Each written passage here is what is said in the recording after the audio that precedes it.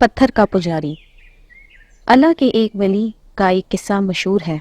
کہتے ہیں کہ ایک دفعہ وہ سمندر میں سفر کر رہے تھے۔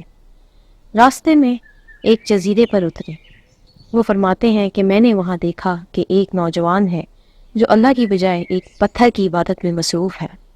مجھے یہ دیکھ کر بہت دکھ ہوا، لہٰذا میں نے اسے اسلام قبول کرنے کی دعوت دی۔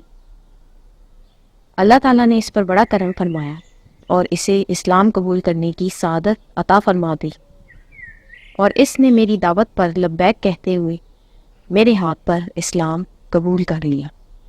میں اسی خوشی میں اپنی کشتی کی طرف واپس آیا اور اپنے ساتھی مسافروں کو ساری بات بتا کر ان سے 400 درہم اکٹھے کیے اور اس کے پاس لے گیا۔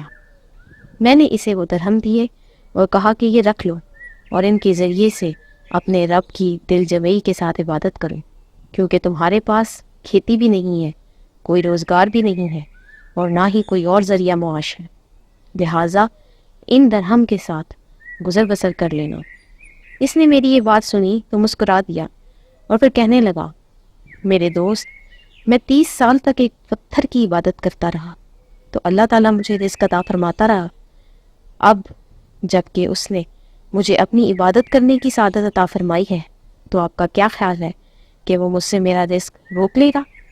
یہ کہہ کر اس نے مجھے وہ سارے درہم واپس کر لیے اور دوبارہ عبادت میں مشغول ہو گیا۔